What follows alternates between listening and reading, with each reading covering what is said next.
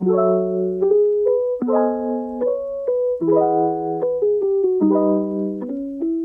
sahabat Nespot, kali ini kita kedatangan tamu, beliau senior saya.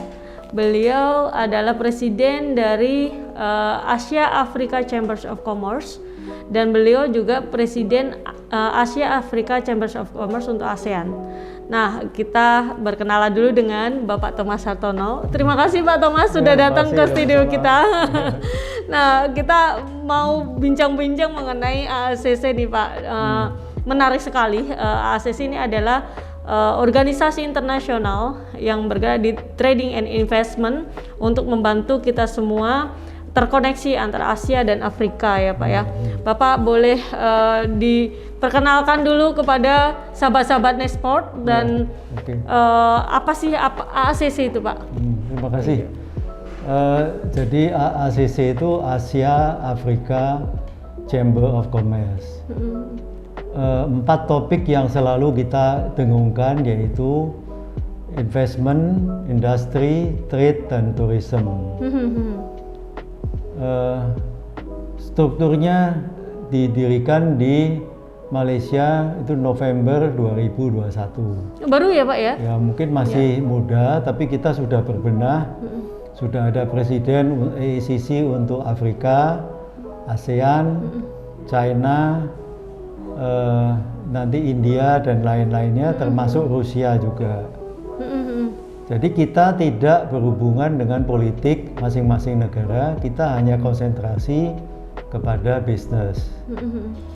Supaya antara pengusaha Asia Afrika itu tidak ada campur tangan dalam pemerintahan politik dan lain-lain, kita hanya fokus kepada 4 topik tadi. Oke, ya. Oh ya, sebelumnya sahabat Nespot mohon maaf, kami harus menggunakan masker karena kondisi saat kita syuting, Omikron lagi tinggi nih Pak. Lagi 1000 per hari Pak. Jadi kita untuk safety kita menggunakan masker. Jadi edisi ini spesial ya, kita menggunakan masker untuk supaya safe sama-sama Bapak. Tapi kegiatan kita tetap berjalan gitu. Nah Bapak, di AACC sendiri ini ada berapa negara yang tergabung Pak? Ya, jadi mulanya itu kita setahun yang lalu kita di Executive Board itu sudah merencanakan untuk mendirikan Chamber of Commerce antara Asia dan Afrika. Karena Asia Afrika sendiri ini meliputi 90 negara. Ya, seluruh negara di Afrika, West, East, Central maupun di selatan, di South. Lalu Asia itu juga mulai dari Rusia termasuk di bawahnya, termasuk China, India, Sri Lanka, Bangladesh, lalu ASEAN termasuk Australia dan New Zealand itu nanti akan masuk. Nanti Middle East itu akan dimasukkan sebagai Asia Tengah juga. Ya. Jadi mungkin bisa lebih dari 100 negara, tapi kami konsentrasi sekarang ke sekitar 90 negara. 90 negara ya, cukup besar berarti Pak ya, itu organisasi. Jumlah penduduk yang paling besar itu ada di AACC, Asia Africa Chamber of Commerce, karena meliputi hampir 5,5 miliar manusia. Oh, itu jadi more than... dua kontinental ini memang terbesar di dunia. Jadi India, China, Rusia semua ikut tergabung, itu termasuk 3 negara dengan penduduk yang paling banyak termasuk Indonesia. Trade-nya, balance trade tahun lalu itu mencapai 3,4 triliun US dollar. 3,4 triliun US dollar untuk transaksi trading ya. Antara Asia dan Afrika. Antara Asia dan Afrika ya. Jadi di sini kita bukan bicara masalah billion lagi, kita bicara masalah triliun US dollar. Triliun US dollar. Makanya kami di Executive Board sepakat untuk menggalakkan AACC semaksimal mungkin dengan mengajak semua pengusaha itu ikut aktif. Ya, dan syukur alhamdulillah sekarang sudah banyak negara Afrika yang aktif juga di Asia. Nah, tujuan-tujuan ini sudah tercapai, hanya harus dikembangkan saja. Ya. Jadi kegiatannya sendiri sekarang, Pak, bicara mengenai sejarah nih, sejarah EACC, siapa sih yang pertama kali menginisiasi EACC ini? Ya, jadi teman-teman bisnis Asia Afrika ini berbisnis seperti biasa. Lalu karena ada ikatan antara teman-teman bisnismen ini, akhirnya diputuskan untuk didirikanlah Asia Afrika Chamber of Commerce. Karena inisiatornya juga dari teman-teman di Malaysia, maka segera didaftarkan di Kementerian Dalam Negeri Malaysia dan itu sudah diterima. Jadi EACC base-nya ada di Kuala Lumpur, Malaysia, lalu dikembangkan ke semua kontinental, ke setiap negara, 90 negara di Asia dan Afrika. Nah, di Indonesia kebenaran walaupun saya di ASEAN, tapi tetap Indonesia tuh harus ada presidennya, sekalian merangkap presiden untuk Indonesia. Nah, disinilah tim Indonesia ini yang paling aktif.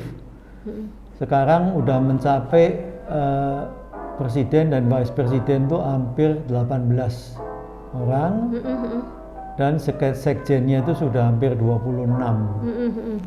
Jadi di antara Asia ini memang Indonesia paling aktif, ya diakuin, cepat sekali bergeraknya karena kebenaran teman-teman yang diajak itu semua sudah berpengalaman, bukan newcomer tapi sudah memang berpuluh tahun ada di pengalaman dagang dan industri. Betul pengalaman di Kadin ya. Jadi begitu direkrut mereka langsung start, langsung timnya dibentuk, langsung bergerak. Nah inilah yang saya harapkan teman-teman itu ikut berpartisipasi aktif dalam pergerakan itu.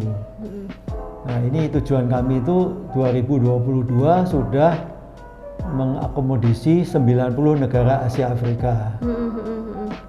Ya. Nah harapannya dengan adanya EACC ini juga trading kita ke Asia Afrika pun juga meningkat ya Pak, khususnya untuk ekspor ya Pak ya. Nah mungkin Bapak bisa jelasin program-program yang ada di EACC untuk khususnya di trading seperti apa? Ya jadi sekarang ini balance-nya itu kurang balance ya. Jadi kebanyakan Afrika itu dijadikan pasar pelemparan produk Asia. Ini yang saya tidak setuju. Dan program saya itu membawa investasi ke Afrika. Saya tidak mau hanya kita itu ekspor, tapi juga membantu rakyat Afrika untuk supaya ekonomi dia itu berkembang juga. Makanya setiap webinar itu kita utamakan selalu program investasi dan trading di Afrika. Jadi jangan sampai bisnismen Asia itu hanya menganggap ekspor ke Afrika.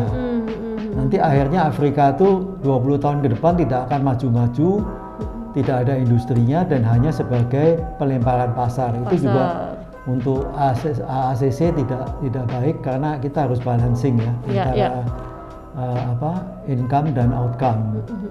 Kalau kita hanya mau ekspor ke sana tapi tidak ada investasi atau import barang ke Afrika ke Asia tidak ada, itu pun juga tidak adil. Nah, saya ini dari Indonesia atau ASEAN mencoba untuk mengajak pengusaha-pengusaha ASEAN untuk berinvestasi di Afrika. Banyak pengusaha Indonesia dan China, Thailand yang sudah berinvestasi di Afrika, terutama Nigeria. Nah, itu yang kami harapkan supaya pengusaha itu selain mengekspor juga berpikir kepada investasi. Karena kemakmuran rakyat Afrika itu hanya bisa dicapai kalau industri dan investasinya itu masuk di sana. Di sana ya. Okay. Kalau hanya sebagai pembeli saja, Afrika selamanya tidak akan berkembang. Nah ini disambut bagus oleh menteri-menteri dan presiden di Afrika, usulan-usulan ini. Dan selanjutnya di dalam webinar nanti akan datang itu topik-topiknya akan mengarah kepada investasi Asia ke Afrika. Ya, karena untuk Asia ekspor ke Afrika sudah sering dibahas dan itu sudah jalan berpuluh-puluh tahun. Dan ekspor kita ke Afrika cukup tinggi juga cukup ya Pak tinggi. Tapi investasinya yang belum. Ini yang harus kita galakkan supaya terjadi balance kemakmuran antara Asia dan Afrika. Nah Pak, bicara mengenai investasi ke Afrika ya Pak ya, opportunity apa yang paling besar untuk bisa kita kembangkan bersama ke Afrika? Siapa tahu dari teman-teman yang menonton video ini juga bisa tertarik gitu untuk sama-sama kita mengembangkan negara tetangga kita untuk berkembang ya. Jadi kita membantu, jadi kita tidak hanya ekspor ke sana tapi juga kita bisa transfer teknologi ke Asia gitu, ke betul. Afrika gitu Pak. Ya, Afrika itu negara-negara di sana tuh kaya raya. Mereka penghasil minyak, penghasil gas, penghasil diamond, emas, ya, dan apapun tuh menjadi suatu sumber mineral yang terbesar di dunia. Yep. Tapi pengembangannya itu belum terlalu tercapai maksimum di sana. Infrastrukturnya juga belum maksimum ya Pak ya. Jadi investasi yang bisa dilakukan di Afrika itu banyak sekali, ya, karena banyak negara itu yang masih mengharapkan investasi, misalnya di bidang minyak dan gas, di bidang tambang, di bidang electricity, power plant, ya, di bidang infrastructure, highway. Nah, itu masih banyak. Ini yang kita harus jalankan. Tapi sementara baru teman-teman dari China yang berinvestasi di sana. Oh, China ya malah banyak berinvestasi ya. Sekarang China ini termasuk satu negara yang banyak berinvestasi di Afrika, sehingga semua negara Afrika seperti Somalia itu berkembang dari investasi China. Nah, ini sangat disayangkan. Jadi kenapa negara-negara Asia lainnya tidak berinvestasi?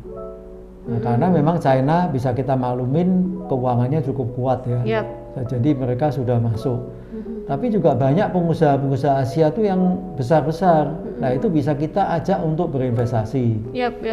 Misalnya kita kalau sudah ekspor ratusan kontainer suatu produk, itu di Afrika sudah tidak bisa lagi karena mereka punya polisi harus bikin pabrik. Nah, berarti kita bisa berinvestasi di Afrika untuk beberapa komoditi tertentu ya, produk-produk tertentu ya Pak ya. Jadi misalnya freight cost sekarang dari Asia ke Afrika tuh melonjak 2-3 kali lipat. Nah, ini pengusaha-pengusaha Asia sudah harus berpikir bagaimana caranya berinvestasi di sana sehingga mengurangi transport cost itu. Transport cost ini dengan 2-3 kali lipat akan membuat produk-produk Asia ini jatuhnya lebih mahal sampai di negara Afrika. Nah, ini suatu pemikiran yang teman-teman Asia ini kita dorong ya, apalagi ada aturan setelah sekian ratus kontainer tidak boleh lagi mengekspor. Bagaimana caranya berinvestasi? Misalnya setengah barang jadi diproduksi di sini, dikirim ke sana, lalu diproduksi di sana. Nah, itu menguntungkan dua belah pihak antara Indonesia dengan Afrika. Karena Afrika tidak bisa lagi menerima barang importan terus. Mereka juga punya polusi ya, polusi yang untuk negara dia. Kalau sudah mencapai target dia harus bikin pabrik. Nah, ini saya rasa setiap negara wajar lah itu mempunyai polisi yang begitu ya. Nah, itu harus dipikirkan teman-teman. Mungkin sementara yang ekspor 1-2 kontainer masih bisa ya, tapi nanti kalau sudah banyak itu harus dipikirkan investasi itu. Dan diingat Afrika itu meliputi 50 negara lebih. Jadi begitu investasi di situ seperti di Nigeria, di West Africa, itu semua 6 negara West Africa tergabung di West Africa itu sudah tercover. Ya. Jadi dia tinggal memilih investasi di mana, Nigeria, Ghana, atau Pantai Gading, atau di Republik Benin, atau di salah satu supaya bisa mencapai 6 negara Afrika. Karena West Africa itu merupakan kumpulan penduduk yang terbesar di Afrika. Itu mencapai hampir 300 juta jiwa sendiri. Wow, cukup besar ya. Nah, itu suatu market, makanya perusahaan-perusahaan Asia itu pada investasi kalau nggak di Nigeria, dia di Ghana salah satu. Nah, melalui ACC ini kita juga memfasilitasi ya Pak ya, sehingga investasi kita juga bisa safe ya Pak untuk ke Afrika, karena biar bagaimanapun kan kita networknya harus tepat Pak. Karena ekspor pun juga banyak nih Pak, beberapa teman-teman ternyata dia scam ke Afrika. Nah ini harapannya juga itu tidak terjadi gitu, melalui apabila informasi itu kita dapatkan pada network yang tepat. Di ACC ini the government networking, B2B business matching juga kita jalankan ya Pak ya. Jadi program kita ini memang sementara kita tidak bisa live ya, jadi kita hanya bisa webinar pakai online. Lalu nanti kita ada Business Summit Asia Afrika itu 2 kali setahun, rencananya 1 kali di Afrika, 1 kali di Asia. Rencana kita nanti yang pertama di Jakarta. Di Jakarta ya? Ya, yang pertama nanti business meeting. Di bulan apa Pak itu planningnya? Kalau nggak Juni, Juli. Nah. Lalu Desember nanti rencananya di Nigeria. Nigeria. Ini kita baru planning dulu.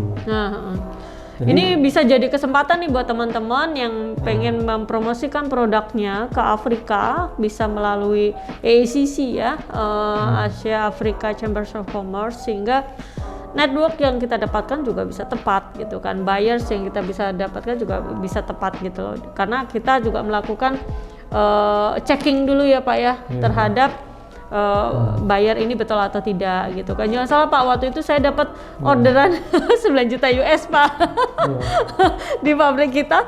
Ternyata setelah kita cek, saya report ke Bapak waktu karena kita networknya kita kuat gitu kan, saya cek ini betul nggak Pak bayarnya, padahal itu udah ada cap dari kementerian, udah ada cap dari ini, untuk ternyata itu adalah scam. Nah ini sahabat-sahabat ekspor juga harus hati-hati gitu kan, menghadapi permintaan purchase order dari luar negeri. Benar-benar harus kita cek dulu. Ada tempat untuk mengecek dari ITPC ya Pak ya, ITPC. Kemudian ada kita di luar negeri juga ada kedutaan kita atas perdagangan, bisa dicek melalui situ. Apalagi kalau kedapatan order yang nilainya cukup fantastis Pak. Jadi kita betul-betul harus hati-hati di sini. Check and recheck itu perlu, karena dan networking yang tepat itu juga perlu. Itu salah satu kunci sukses kita untuk bisa ekspor ke luar negeri. Gitu ya Bapak ya. Ya makanya ini problem utamanya sekarang di international trade ini kan karena lewat online ya. Jadi manusia tidak kenal, buyer seller itu tidak kenal. Memang yang paling bagus itu adalah perkenalan buyer seller di pameran. Atau buyer berkunjung ke pabrik seller. Memang dengan adanya perkenalan itu, teman-teman di Nexport ini ya, jadi harus hati-hati. Karena kalau tidak kenal, lalu transaksi banyak memang yang hilang. Iya, kita perlu verifikasi dari seller, dari buyer ya Pak ya. Jadi perkenalan, nah, itu tugas Nexport itu Pak ya. Jadi perkenalan buyer seller itu sebenarnya harus kenal secara langsung ya. Iya, korek. Biasanya kalau udah kenal langsung, sudah baik, mereka udah lihat kita pabrik juga lancar. Tapi kalau lewat internet, online gitu, kadang-kadang memang tinggal buyer sama seller mana yang menang. Jadi akal-akalannya ini yang tidak boleh dilakukan. Ya. Makanya dengan adanya ACC dan juga nanti lewat Nexport, transaksi ini harus aman. Semua yang dilakukan itu aman. Buyer membayar aman, seller mengirim barang juga aman. Aman, iya betul. Kita tugasnya adalah verifikasi. Nah, Nexport bekerja sama dengan ACC untuk memverifikasi dari segi buyers dan dari segi sellersnya juga Pak. Kita verifikasi produknya apakah memenuhi persyaratan nih gitu kan. Karena biar gimana pun ketika kita ekspor ada nama baik kita nih ke luar negeri, sehingga kita perlu verifikasi itu Pak. Dan dari segi buyer kita bekerja sama dengan Asia Africa Chambers of Commerce dengan networking yang dipunya di ACC di 90 negara, sehingga harapannya kita bisa meningkatkan ekspor Indonesia ke Asia dan Afrika gitu Bapak ya. Jadi setiap negara Asia ini kan memang mempunyai ide atau kemauan untuk mengekspor barangnya ke sana, termasuk ini untuk dari Indonesia. Indonesia tuh ekspor barang ke Afrika juga yang cukup paling banyak di Asia. Paling besar dibandingkan negara lain ya Pak ya. Perusahaan besar-besar itu sudah ekspor ke Afrika Barat, Afrika Timur, Selatan itu sudah banyak sekali. Tapi kompetitor kita juga bukan hanya di Indonesia saja. Misalnya produk sabun, sabun aja kompetitornya juga dari Indonesia. Lalu ditambah lagi dari Malaysia, Thailand, Filipina, itu semua masuk ke Afrika juga. Nah, jadi kita harus hati-hati teman-teman di Nexport juga di ACC ini. Kompetitor itu penting, ya, kompetisi harga juga penting. Makanya saya selalu anjurkan kalau ekspor itu pesaing kita tuh bukan hanya di lokal, tapi juga sudah internasional. Betul. Jadi pricing itu penting. Jangan sampai kita terlalu mahal juga akhirnya nggak bisa jual. Sering kendala yang kita hadapin itu begitu kita tawarkan pricing kita terlalu mahal. Ya, kadang-kadang kita juga bertanya kepada menteri-menteri kita juga, apa salahnya di mana kok produk kita itu jadi mahal. Nah, mereka beralasan raw materialnya saja sudah mahal, ditambah dengan human resource ini itu jadi jatuhnya lebih mahal, sehingga produk Indonesia sering dikritik selalu mahal. Satu lagi Pak, kendala kita itu adalah di logistik. Logistik kita itu masih tinggi sekali Pak. 22% dari cost GMP, sedangkan negara lain 13%. Ini yang mungkin di kita juga bisa memberikan masukan kepada pemerintah Pak. Mudah-mudahan ini bisa ada solusinya sehingga produk-produk kita bisa lebih masif, lebih bisa kompetisi dengan luar negeri ya Pak ya, gitu. Ya, kalau masalah logistik transport itu memang problemnya apabila kita ini mengekspor atau mengirim barang ke negara yang jumlahnya tidak banyak, kadang-kadang kontainer ini tidak bisa langsung. Dia tuh harus berhenti di suatu negara tujuan tengah yang lama disimpan di situ. Nah, itu yang membuat cost tinggi. Tapi kalau volume perdagangan itu sudah tinggi, misalnya dari Jakarta ke Manila Port itu bisa langsung jalan, itu mungkin freight-nya lebih murah. Jadi kalau kita ekspornya terlalu kecil, misalnya kita ke Rusia sekarang kan masih kecil. Jadi dia akan berhenti dulu di Singapura, lalu dia berhenti lagi mungkin di Hamburg. Dari Hamburg baru lari ke Vladivostok atau ke Saint Petersburg. Nah, ini cost ini yang menjadi mahal di situ. Betul. Jadi untuk meringankan biaya transport itu, otomatis memang satu kuncinya perdagangan itu harus diperbanyak, diperluas. Kuantitinya ya. Kalau kuantiti itu sudah banyak, otomatis cost kontainer per kontainernya lebih murah. Bisa kita reduce. Ya, itu. Mungkin salah satu strateginya lagi Pak Thomas, kita fokus dengan produk-produk khas Indonesia yang tidak dipunyai oleh luar negeri. Salah satu contohnya di buah-buahan Pak Thomas. Buah-buahan itu kan yang tropis itu Indonesia jagonya. Nah, ini mungkin kita bisa promote lebih ke luar negeri karena di negara lain tidak ada gitu kan. Saya seperti sirsat, terus beberapa buah-buah jambu merah ya, itu yang khusus yang bisa kita promote lebih gitu karena negara lain tidak punya itu Pak Thomas. Iya, betul. Iya. Jadi kalau produk yang sudah umum, terutama kayak di buah itu, misalnya Apple ya, hampir semua negara. Apple semua negara udah punya, sehingga kita nggak bisa compete. Itu akan sulit bersaing di situ. Iya, betul. Pisang juga sama. Iya, betul. Indonesia mempunyai misalnya salak, manggis, manggis itu kan bisa. Ya, terus apalagi? Nangka. Durian, nah itu bisa kita coba. Nah, tapi mempromosikan produk-produk baru seperti durian ini, kita udah coba kemarin ke negara lain tuh China. Itu ternyata persaingan ketatnya itu dari Thailand. Iya, durian sudah Thailand Thailand dia masuk ke China itu lebih dekat pakai darat. Malaysia juga punya Musangking ya. Pakai kereta bisa. Malaysia masih bisa pakai kereta api ke China. Lewat darat kan, walaupun lewat beberapa negara kan.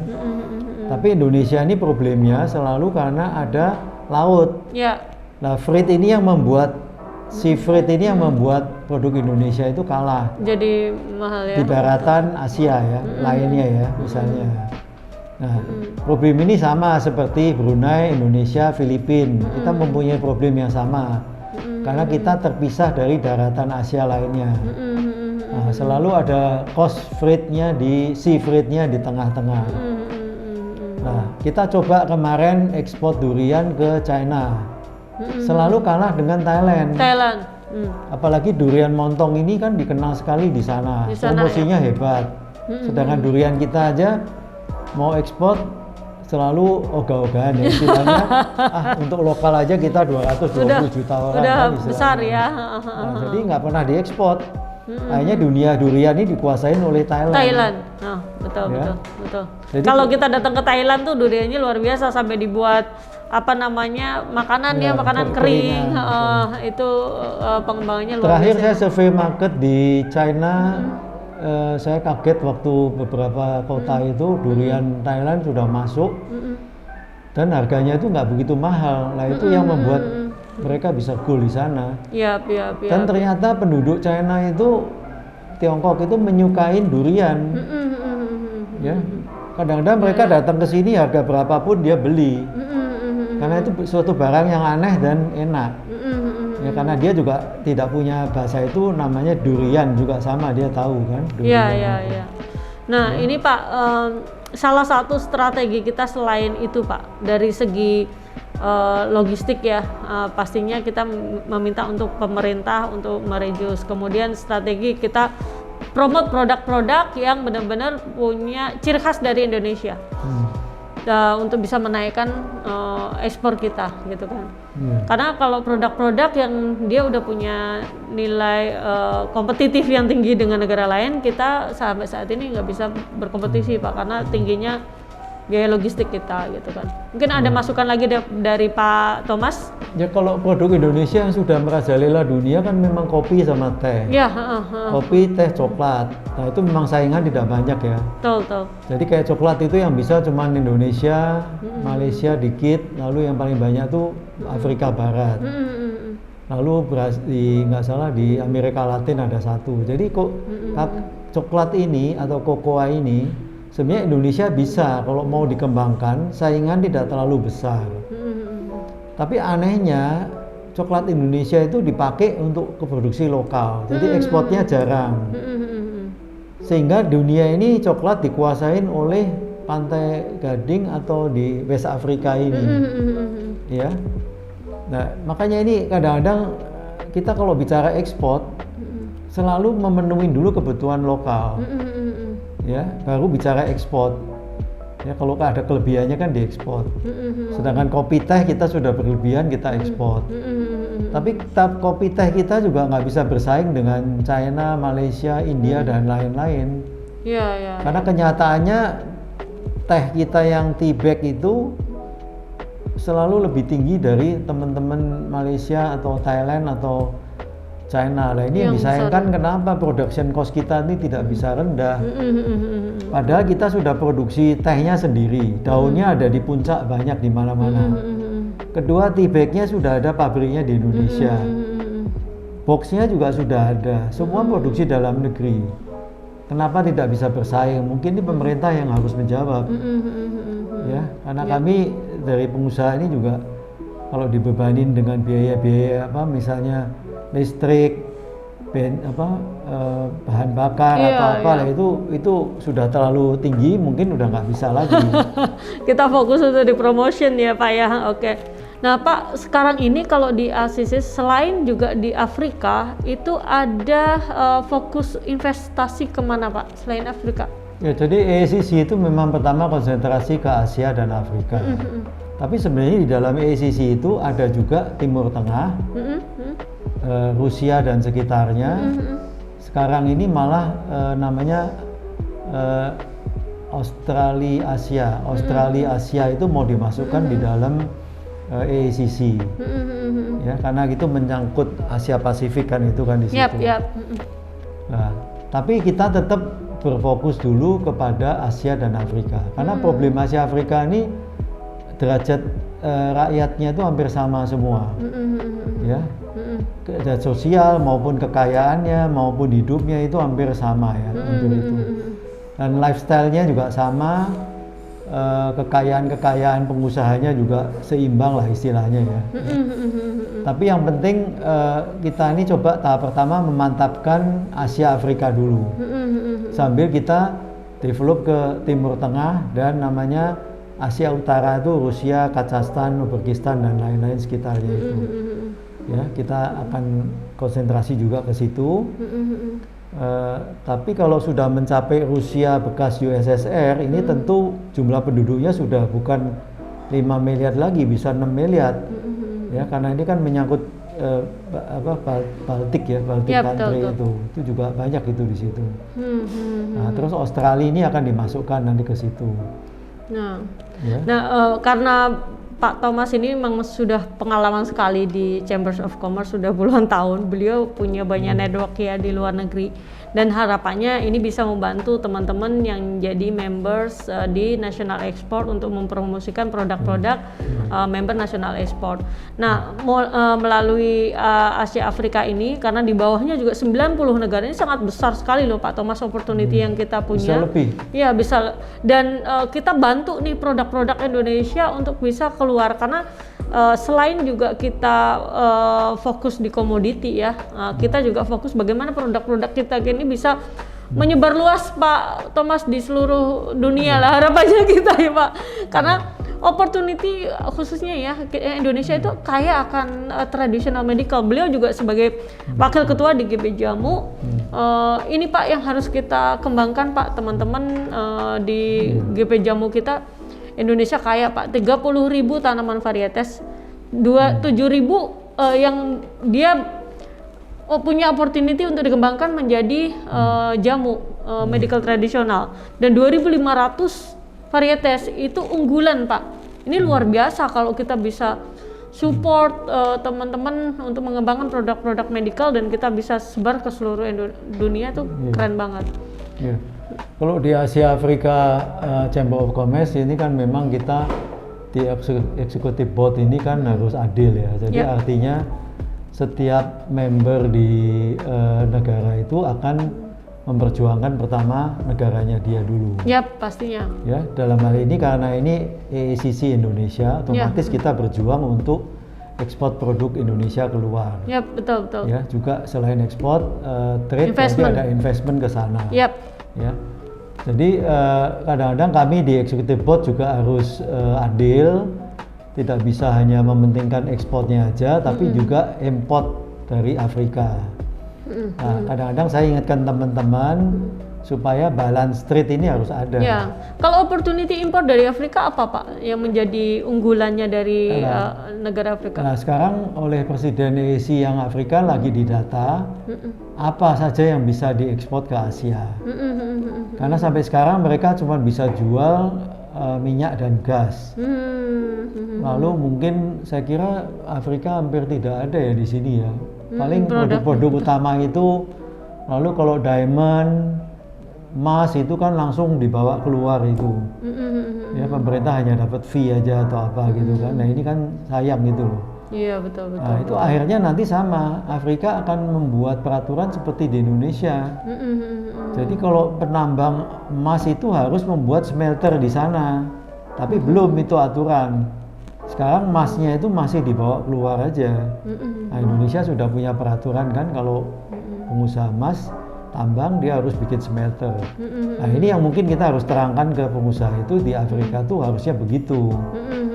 Untuk menaikkan kehidupan di Afrika ya. Soalnya kalau hanya diambil terus lama-lama juga tidak akan maju ya Afrikanya kan gitu. Nah, selain dengan Afrika, kita sesama negara ASEAN ini kan juga terbuka opportunity yang sangat luas nih Mas Pak melalui AACC ya. Jadi negara-negara Asia bisa impor produk dari Indonesia, begitu juga sebaliknya. Nah, Bapak, program-program selain pameran online ya. Sekarang ini berarti pameran masih dalam online ya Pak ya. Seminar, kemudian exhibition. Itu apalagi Pak, ada B2B business matching itu mungkin kita bisa lakukan dengan member-member Nexport, dan saat ini member Nexport sudah 1.200 Pak Thomas. dan kita melakukan kurasi produk secara terus-menerus. Ini tim kita di National Export kerja keras nih Pak untuk bisa mengkurasi produk dan membimbing ya yang belum siap untuk kita ekspor, kita bimbing dari segi packaging, dokumentasi dan sebagainya macam, semua butuh proses. Nah, di National Export sendiri, ketika produk itu belum bisa kita siap untuk ekspor, kita bisa masukkan ke jaringan distribusi dengan koneksi yang Nexport punya Pak, untuk dipromokan di pasar Indonesia.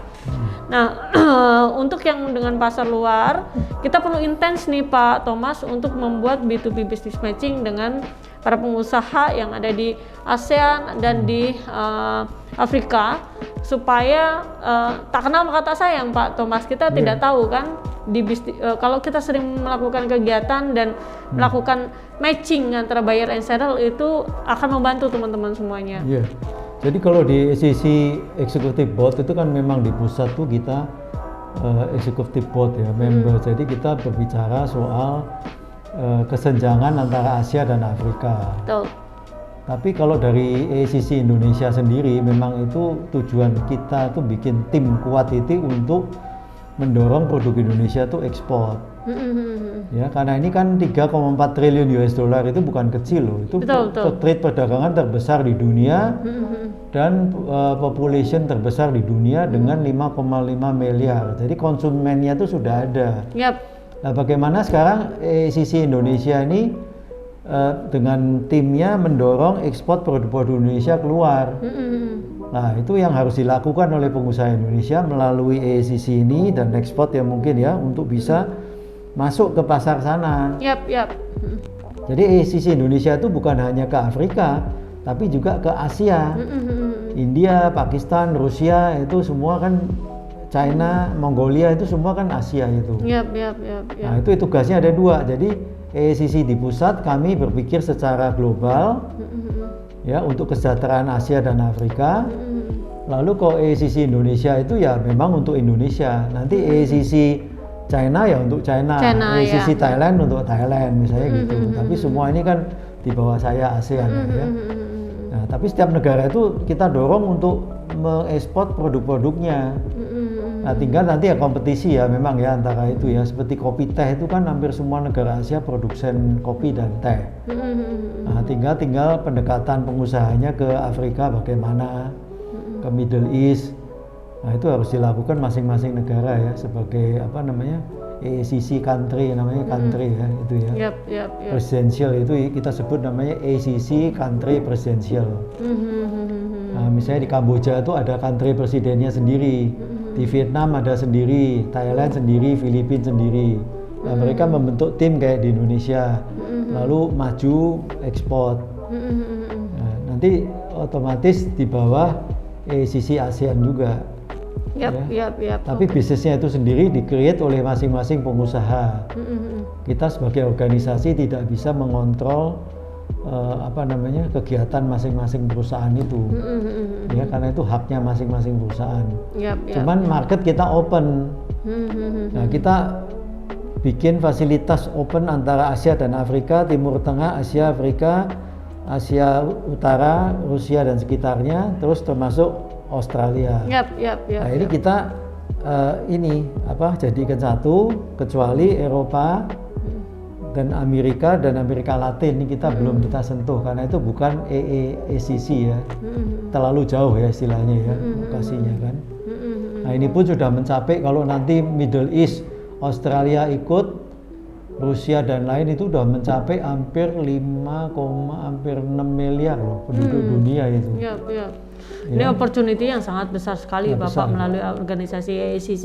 Nah, tadi seperti kita jelaskan pemirsa beberapa program-program di AACC. Yang pertama memang nanti ada exhibition yang 1 tahun 2 kali, baik di Indonesia ataupun di negara-negara yang lain. Kemudian ada B2B business matching juga yang akan dilakukan oleh AACC dengan bekerja sama juga dengan Nexport dan beberapa stakeholder yang lain ya, termasuk government ya Pak, karena AACC ini juga disupport oleh semua presiden di negara masing-masing Pak Thomas ya. Kemudian ada juga beberapa program project tidak hanya untuk trading dan investment, tapi juga investment untuk pengembangan di beberapa negara. Nah, ini opportunity juga untuk kita, Pak Thomas, karena kan ada project dengan government B2G juga ya, Pak Thomas ya. Ya. Jadi 5 program utama kita tuh pertemuan-pertemuan ya, satu B2B langsung antara pengusaha dengan pengusaha. Yang kedua nanti B2G, pengusaha dengan pemerintah. Misalnya kita tender pemerintah itu namanya B2G. Ada lagi nanti webinar. Jadi webinar ini dilakukan karena masa pandemik. Sebenarnya kita lebih senang yang keempat ini adalah pertemuan langsung. Ya, pameran-pameran, exhibition. Lalu yang kelima ini adalah namanya friendship and partnership. Nah, ini yang kita lagi galang nih, bagaimana caranya menyatukan 90, hampir 100 lebih loh, kalau dengan Middle East nanti 100 lebih. Ya. Karena kalau ada partnership dan friendship, ini otomatis akan tergabung dalam satu kesatuan. Yang lainnya ini kan masih terbuka ya, jadi nggak jadi, tapi partnership, friendship ini penting. Ya, karena dengan adanya ini mereka akan menjadi partner dan akan menjadi teman. Nah, dari partner teman menjadi partner bisnis. Nah, ini tujuan kita menyatukan mereka tuh di situ. Ya, karena juga melalui ACC juga ada beberapa proyek yang tadi Bapak bilang salah satu programnya adalah B2G ya. Jadi tidak menutup kemungkinan pengusaha-pengusaha dari Indonesia juga bisa mendapatkan proyek di luar negeri dengan pemerintah negara yang tergabung di ACC ya Pak ya. Nah, ini luar biasa nih Pak. Gimana Pak? Tapi tambahannya yang paling bagus itu nanti ada minimal 2 kali yang namanya Business Summit. Business Summit. Jadi Asia Afrika Business Summit, AABS ya. Jadi ini yang kita akan coba galang. Rencananya itu kalau pandemik sudah selesai, kita coba nanti Juni-Juli itu dimulai di Jakarta atau di Singapura salah satu nih. Saya lagi bicara dengan saya punya partner di Singapura, bagaimana untuk melibatkan Singapura atau Indonesia sebagai Business Summit Asia Afrika pertama di Asia. Ya. Nah, kalau nanti November Desember itu mungkin di Nigeria atau di Ghana atau Namibia salah satu.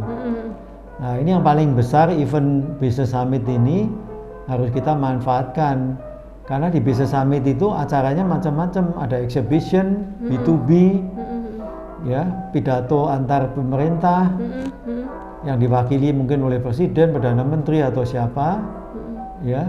Nah, itu semacam kayak sudah perkumpulan negara-negara Asia Afrika untuk itu. Saya sudah mention kepada semua pengikut, ya, juga ini di teman-teman di sini bahwa pertama kali konferensi Asia Afrika itu ada di Bandung. Di Bandung ya? Ya, jadi ini saya ingatkan. Tahun berapa itu Pak? Itu seperti tahun ini ya? Dulu waktu Presiden Soekarno pertama kali yang menyelenggarakan itu, saya lupa tahunnya tuh tahun berapa itu. Jadi saya ingatkan teman-teman, kita membentuk AACC ini ada momennya. Karena Asia Afrika Conference yang pertama itu ada di Bandung, Indonesia. Nah, ya, sebenarnya ini temanya pas. Jadi sejarahnya berawal dari Indonesia nih. Indonesia sekarang kita kembangkan menjadi bisnis. Ya, karena waktu itu konferensi Asia Afrika hanya membahas soal hubungan bilateral.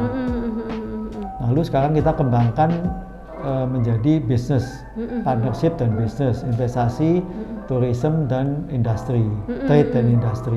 Termasuk tourism ya, jadi tidak hanya trade, investment, tapi juga tourism ya. 4 tema itu. Jadi industri, trade, investment, tourism. Ya, yang lain nanti kita lagi create. Tapi kalau terlalu banyak nanti fokusnya kita 4 dulu itu. Iya betul. Tapi yang lagi kita galang sekarang adalah trade dan investment. Karena itu omset dengan turnover 3,4 triliun US tidak boleh berkurang. Jadi kita usahakan supaya naik tahun walaupun pandemik ya. Tapi jangan sampai terus turun, wah itu nanti bilateralnya kurang bagus ya di situ. Baik. Nah, rencana kita tuh kemarin pembicaraan terakhir kita akan tingkatkan menjadi 5 triliun US. Oh. Ya, jadi ini bukan sesuatu yang permainan apa, ini harus kita tingkatkan terus. Harus serius ya Pak ya, kita di ACC juga. Bagaimana? Saya membantu beliau di ACC untuk apa di trade and investment. Mudah-mudahan saya bisa banyak membantu nantinya Pak, juga melalui beberapa stakeholder yang network kita semuanya, kita sama-sama Pak. Kita sudah concern di executive board kemarin bahwa jangan sampai berhenti di 3,4 triliun US. Balance trade itu harus mencapai 5 triliun dulu. Nah ini untuk mencapai 3,4 sampai ke 5 triliun, itu kan masih ada 1,6 triliun. Nah ini harus kita manfaatkan ini. Ya, balance trade itu antaranya maksudnya kita ekspor, kita juga import. Jadi perdagangan ini yang disebut balance trade. Nah itu berapa nilainya? Kita akan coba nanti kalau udah pandemik ini hilang mencapai 5 triliun mungkin lebih US dollar ya, itu rencana kami. Nah makanya kami beritahu kepada semua member di sini ataupun di ASEAN atau siapapun bahwa trade balance rate-nya ini besar sekali. Ya. Jadi ayo kita manfaatkan bersama bagaimana caranya supaya Asia Afrika ini jangan sampai mandek loh di situ, harus jalan terus gitu. Ini kita udah 2 tahun COVID nih Pak, nggak selesai-selesai. Kondisi, nah ini kondisi juga tantangan buat kita sebenarnya untuk para eksportir, begitu juga dengan investment. Nah harapannya ya dengan adanya ACC ini kita even dalam kondisi COVID kita juga tetap semangat Pak. Jangan menyerah, tetap ini banyak jalan menuju Roma lah Pak. Kita lakukan dengan online ya, dan pastinya dengan fasilitasi dari ACC, dari network yang kompetitif, kok benar-benar sudah terverifikasi sehingga tidak terjadi penipuan dan sebagainya macam gitu Pak. Memang kalau di masa pandemik ini sulit untuk buat patokan nilai balance trade ya. Tapi memang ada produk yang naik, ada yang turun. Ya, produk hospitality misalnya, restoran, hotel semua, airline semuanya agak turun. Berat, tapi di produk kesehatan, makanan, minuman, ya itu tetap jalan. Ya. Jadi memang ada yang naik, ada yang turun. Nah kita harapkan nanti setelah pandemik ini hilang, ya moga-moga cepat hilang ya, sehingga bisa normal kembali. Ini masalahnya kan karena di masa pandemik ini hubungan antara manusia pedagang ini tidak bisa langsung ketemu. Iya betul. Ya, kalau pertemuan ada terjadi, kontrak akan menjadi besar. Betul, dan lebih mudah ya, karena kan tetap berbeda Pak antara online dengan offline itu berbeda.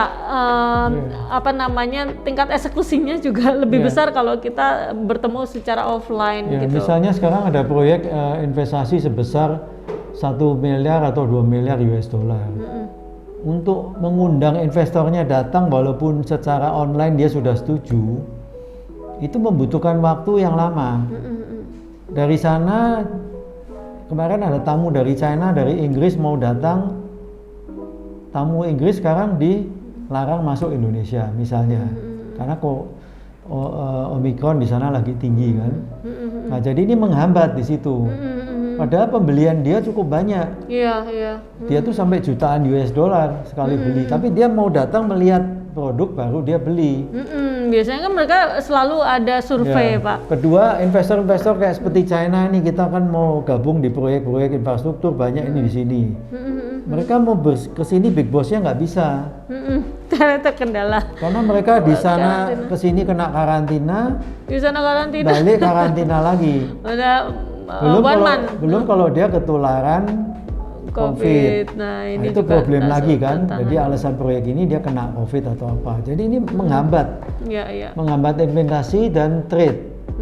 Walaupun trade itu bisa dilakukan. Tourism juga Pak pastinya Pak. Tourism itu yang paling terdampak dalam kondisi seperti ini. Dari dulu kena. Dari awal.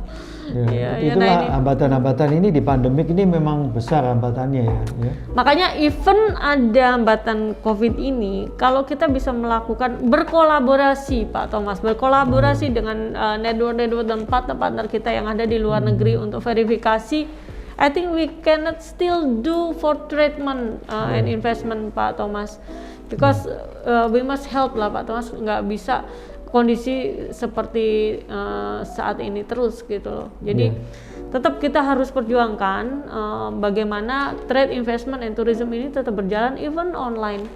Ya, jadi memang tujuan kita di ACC itu bukan memikirkan hanya di pandemik ya. Jadi kita tetap ini kita anggap aja posisi dalam keadaan normal. Ya, ya. Tapi kegiatan kita tuh selalu terpikirkan dalam keadaan normal. Tapi memang ada sedikit kemunduran karena tidak bisa pertemuan langsung. Ya.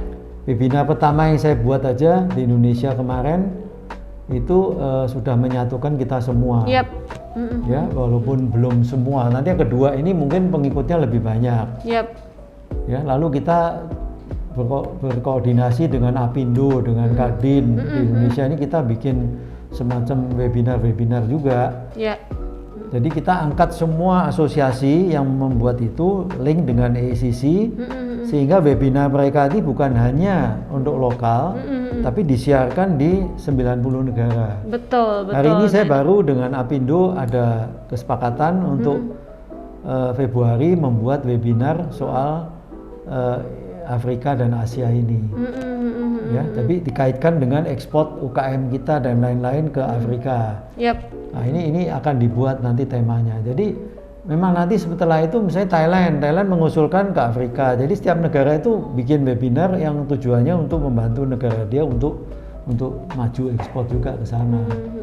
Kemarin tadi saya udah bilang Apindo coba dibikin tema itu, nanti saya siarkan di ACC untuk dibuat semacam webinar Asia Afrika.